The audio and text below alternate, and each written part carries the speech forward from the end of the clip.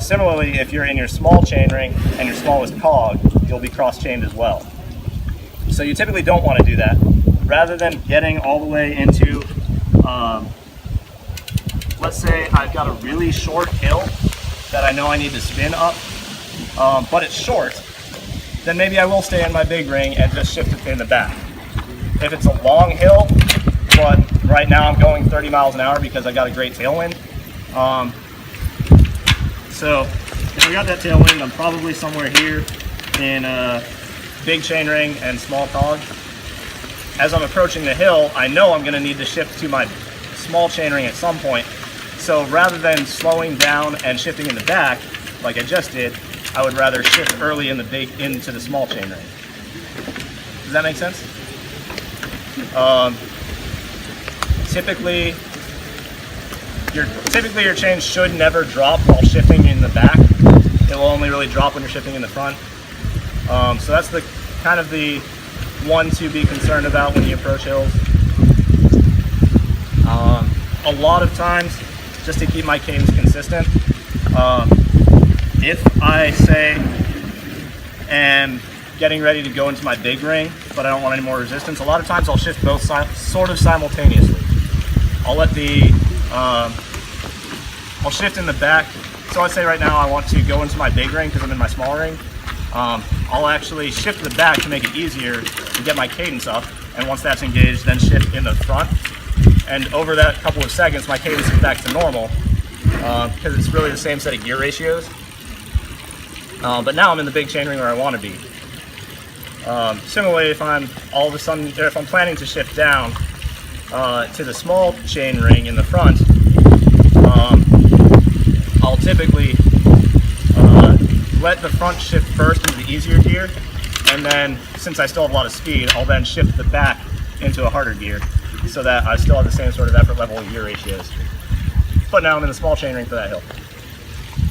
So there's a lot of times where I will shift both sort of simultaneously for that reason.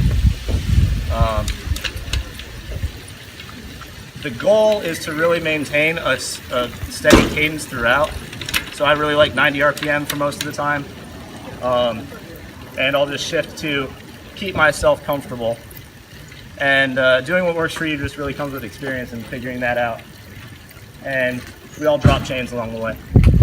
So ideally figure that out well before race day. A couple of things to practice while you're on the bike. There's the high cadence drills, single leg exercises, and cat and cow. I actually do this during Olympic races or longer. A sprint might take me 30 to 35 minutes, and I can manage being in the aero position for that long.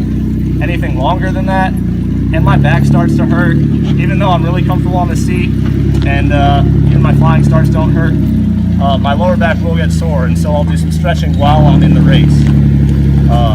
So there's aspects of cat position and cow position to let that sort of loosen up.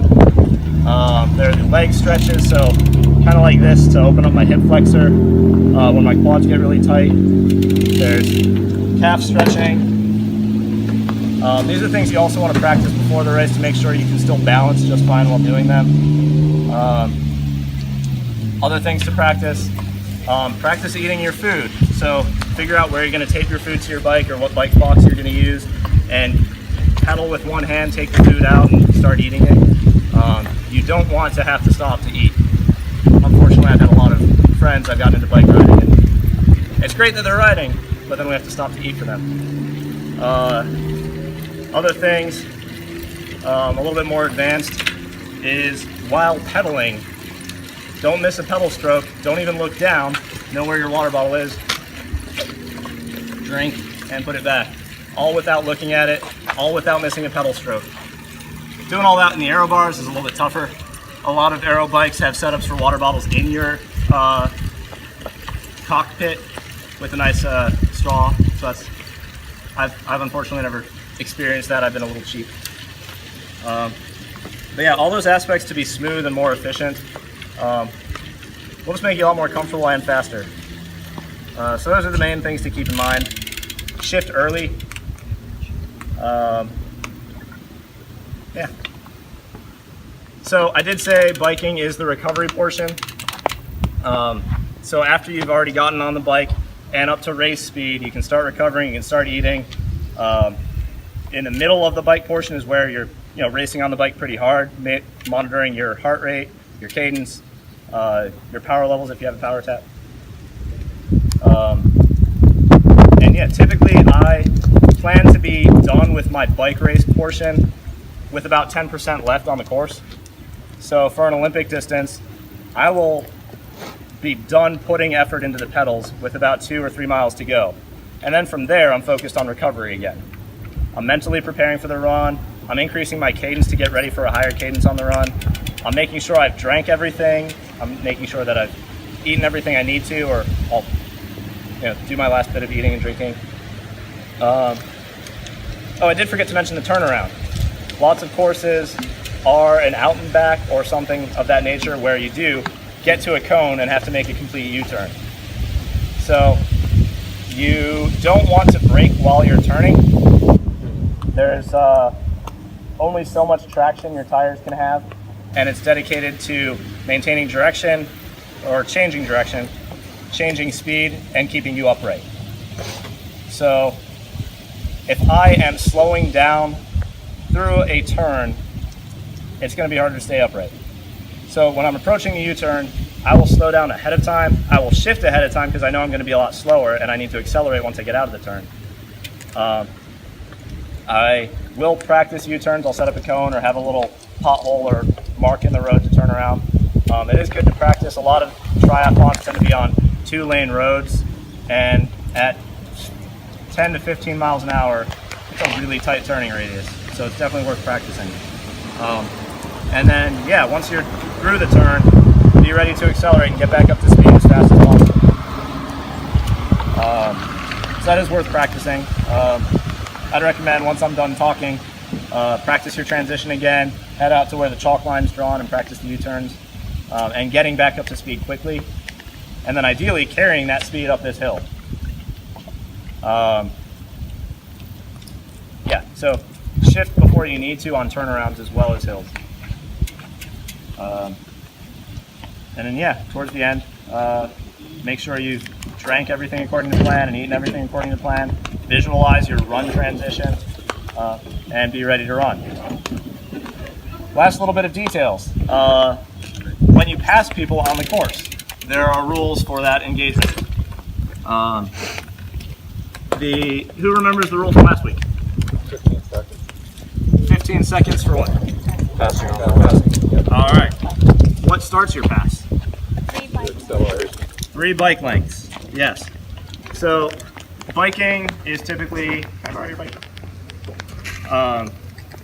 Biking is typically not draft legal. So although you can draft in the swim and draft in the run, you cannot sit behind somebody right here and be in their draft.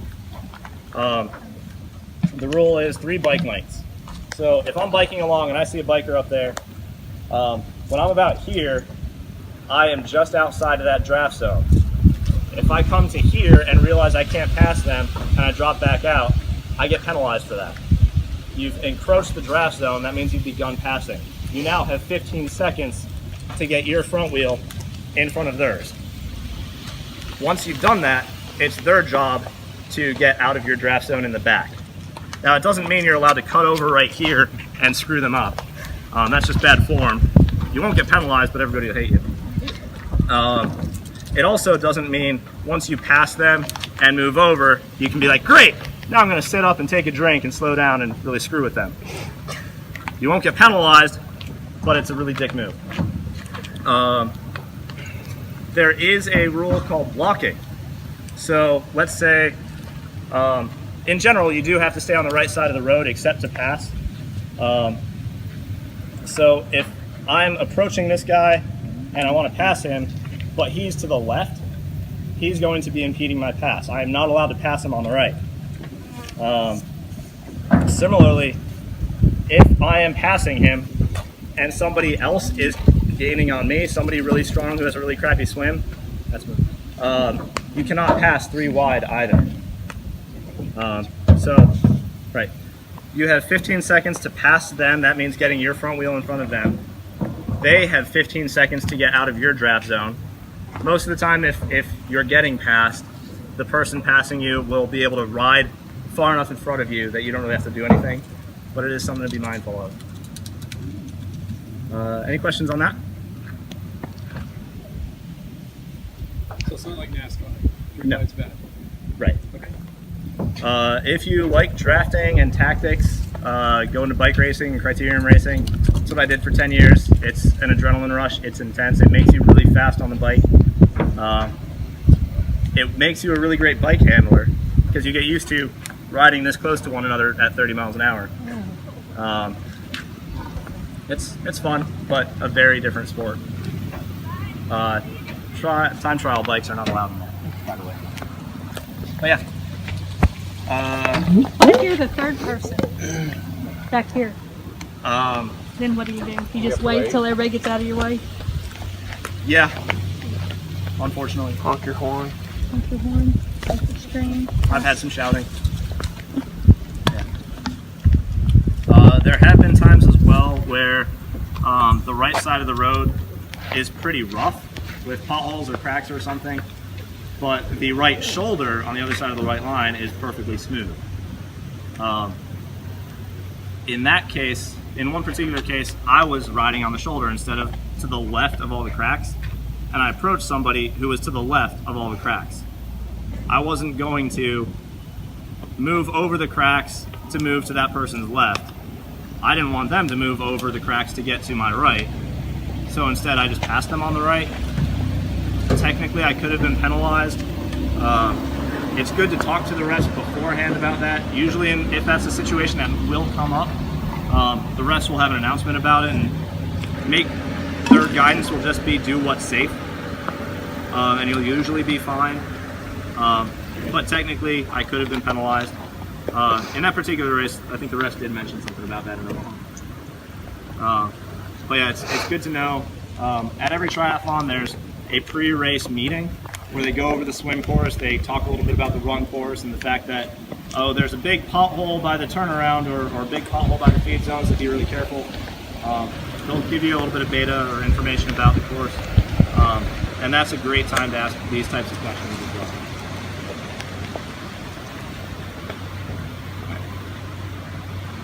I have to get to a wedding in Dallas. Otherwise, I would love to walk anybody through flat tire replacement. There are good videos on YouTube. Does anybody here not know how to change a flat? How many of you are going to be at Chisholm Trail next week? A few? Okay. I can go over it then, after the race.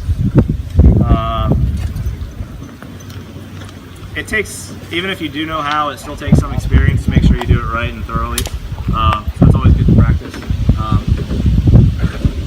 But yeah, there are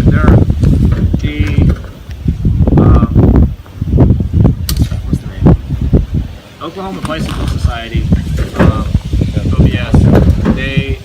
They have a couple of pages on their website of reference material about bike maintenance that will walk you through the steps. There are some YouTube videos. I know Schlegel's does clinics. I think Charlie's Bike Labs also does clinics as well. So in addition to flat replacements, all sorts of other bike tune-up type stuff. With that, I highly recommend remind yourself how to transition, make sure you've got the right gear to go up this hill, and then prepare to run with Justin. If Justin's safe. Okay. Yeah. Thanks. Thank you. Thank you.